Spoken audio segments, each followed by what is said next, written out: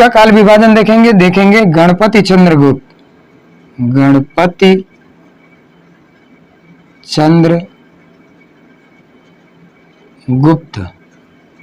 गणपति चंद्रगुप्त का काल विभाजन, काल विभाजन। ठीक, यानी गणपति चंद्रगुप्त का काल विभाजन हम देखेंगे कि गणपति चंद्रगुप्त ने क्या काल विभाजन किया है। यानी इन्होंने अपने इतिहास ग्रंथ में हिंदी साहित्य को कितने भागों में विभाजित किया, हिंदी साहित्य के इतिहास को कितने काल खंडों में विभाजित किया है। तो हम उस काल यानी क्या है, तो देखिए इनका जो इतिहास ग्रंथ है, पहले हम उसके इतिहास ग्रंथ को देख लेते हैं। इनका इतिहास ग्रंथ किस सन में था? इतिहास ग्रंथ इनका कौन सा है? इनका इतिहास ग्रंथ है हिंदी साहित्य का वैज्ञानिक इतिहास, हिंदी साहित्य का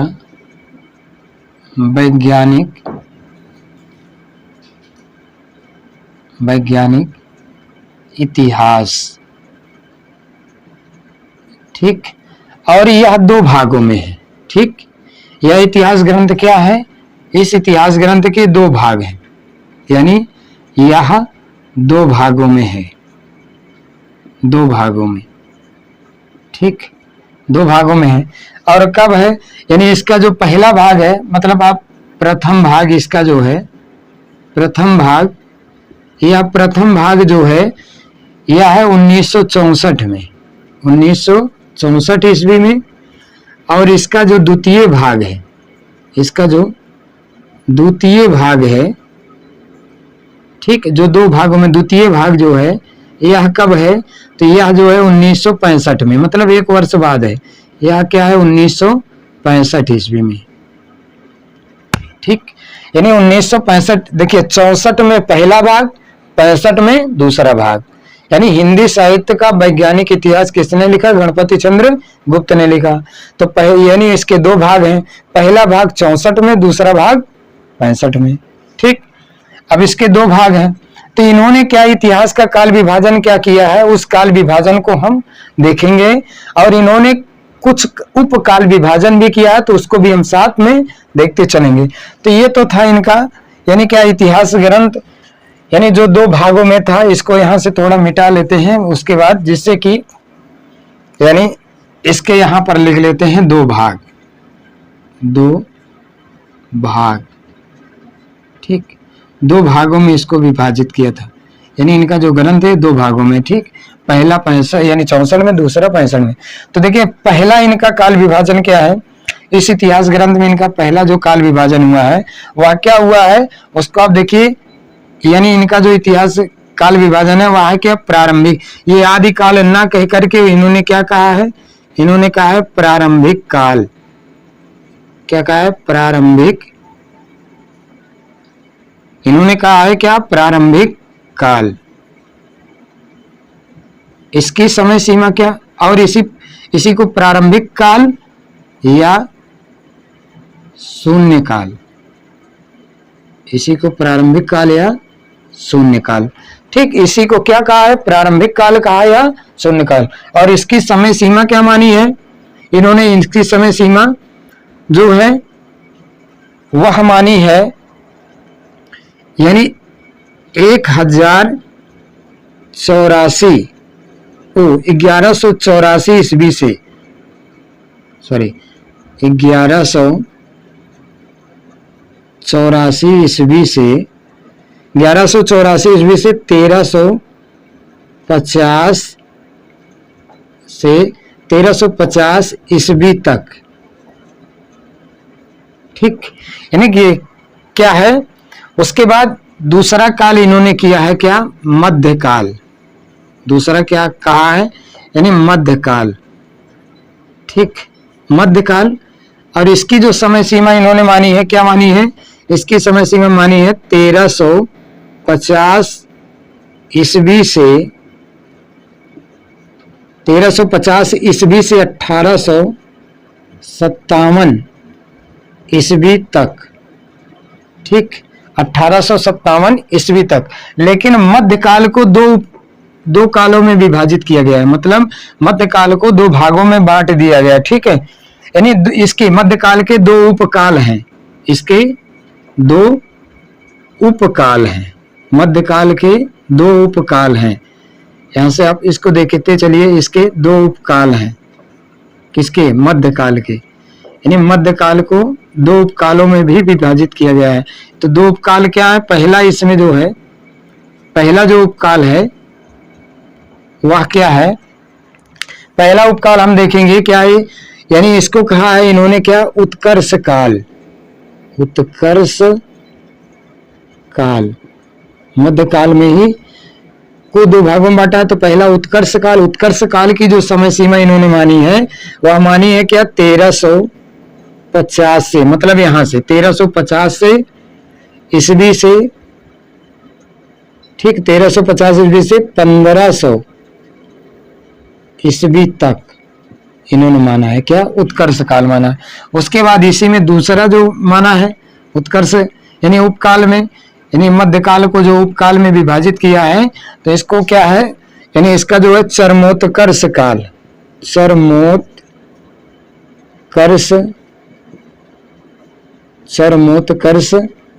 काल। और इसकी जो समय सीमा इन्होंने मानी है 1500 से 1500 ईस्वी से 1857 ईस्वी तक, 1857 ईस्वी तक। ये क्या है? चरमोत्कर्ष काल। इसको थोड़ा ऐसे समझ लो, यानी कि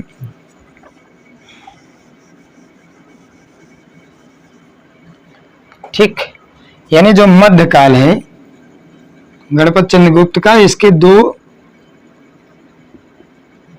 उपकाल हैं।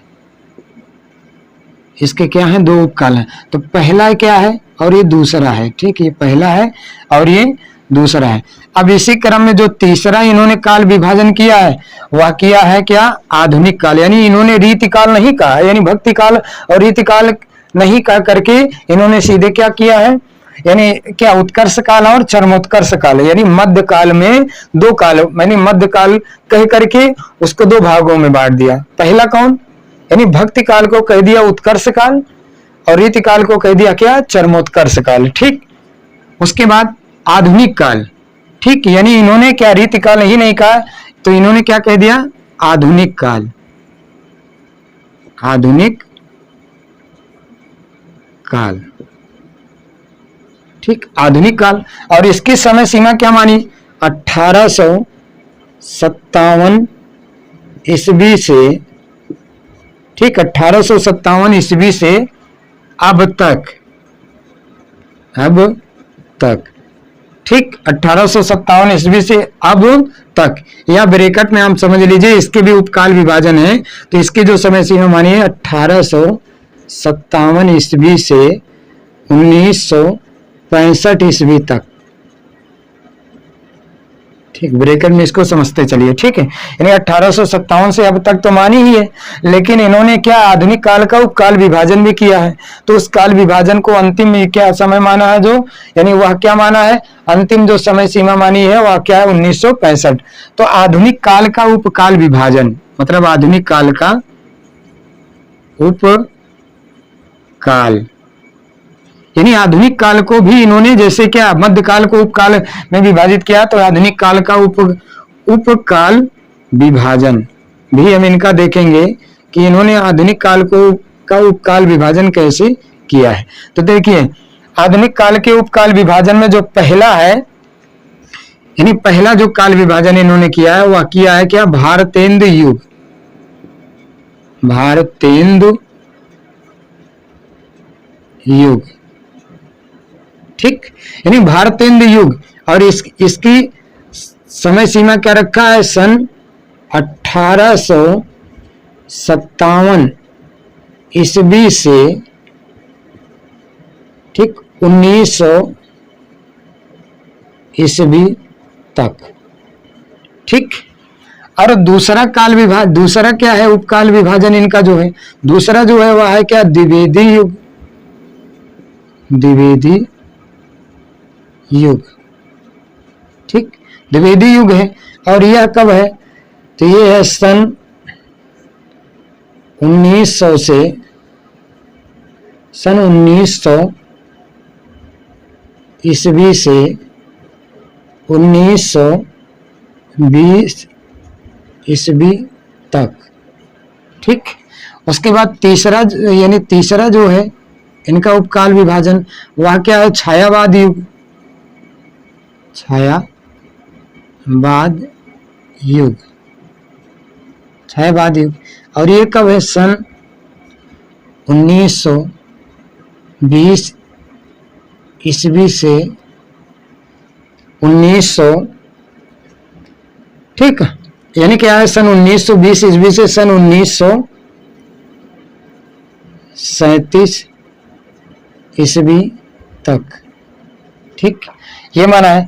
उसके बाद फिर इनका जो चौथा है, चौथा इन्होंने जो काल विभाजन किया है वह क्या है, प्रगतिवाद, प्रगतिवाद।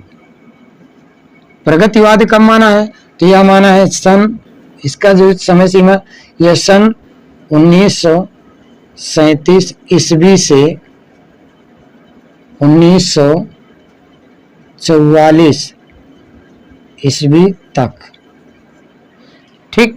उसके बाद फिर क्या है, पांचवा जो है इनका काल विभाजन वह क्या है, प्रयोगवाद, प्रयोगवाद है। प्रयोगवाद कब माना है, तो ये माना है सन 1944 ईस्वी से 1965 ईस्वी तक। तो ये तो था इनका क्या, काल विभाजन, ठीक। किसका काल विभाजन था, ये था यानी हिंदी में वैज्ञानिक इतिहासकार जो हैं गणपति चंद्र गुप्त का ये काल विभाजन था। तो आइए इसको एक बार हम यानी क्या लिखने के बाद, समझने के बाद इसको एक बार पुनः रिपीट कर लेते हैं। देखिए आज हम क्या यानी काल विभाजन, हिंदी साहित्य के इतिहास के काल विभाजन में ये काल विभाजन पढ़ा है किसका, गणपति चंद्र गुप्त का काल विभाजन है। तो गणपति चंद्र गुप्त का काल विभाजन है इनका जो, यानी इन्होंने ये काल विभाजन कहाँ किया है, तो इनका एक इतिहास ग्रंथ है, हिंदी साहित्य इतिहास का वैज्ञानिक, यानी हिंदी साहित्य का वैज्ञानिक इतिहास, सॉरी। और यह क्या है, यह इतिहास ग्रंथ दो भागों में है। इसका प्रथम भाग सन 1964 ईस्वी में प्रकाशित हुआ। उसके बाद यानी क्या है, दूसरा भाग सन 1965 ईस्वी में प्रकाशित हुआ, ठीक। उसके बाद इस इतिहास ग्रंथ में इन्होंने आदिकाल को आदिकाल न कहकर के प्रारंभिक काल या शून्य काल कहा, यानी नाम दिया है। तो प्रारंभिक काल या शून्य काल की समय सीमा क्या मानी है, तो इन्होंने क्या मानी है कि 1184 से 1350 ईस्वी तक। उसके बाद फिर क्या है, भक्ति काल न कहकर के मध्य काल कहा। तो मध्य काल की जो समय सीमा इन्होंने क्या मानी, वह 1350 ईस्वी से 1857 ईस्वी तक। और मध्य काल को दो भागों में विभाजित कर दिया। तो यानी क्या, पहला जो था वह है क्या, उत्कर्ष काल, और दूसरा जो है वो क्या है, चरमोत्कर्ष काल। मतलब भक्ति काल को इन्होंने क्या कह दिया, उत्कर्ष काल, यानी जिसमें भक्ति उत्कर्ष थी, ठीक, उत्पन्न हो रही थी। और उसके बाद चरमोत्कर्ष काल, यानी रीति काल को क्या है, चरमोत्कर्ष काल कह दिया, यानी मध्य काल में दो भाग कर दिया। तो आप एक को भक्ति काल मान सकते हैं, दूसरे को रीति काल मान सकते हैं। तो उत्कर्ष काल की जो समय सीमा इन्होंने क्या निश्चित की, उत्कर्ष काल इसको कहा 1350 से यानी 1500 ईस्वी तक, यानी मध्य काल को दो भागों में, यानी दो काल है। और उसके बाद क्या, इसका जो चरमोत्कर्ष काल है या क्या 1900 यानी 1500 से 1857 ईस्वी तक इसकी सीमा यानी समय सीमा मानी। उसके बाद आधुनिक काल है।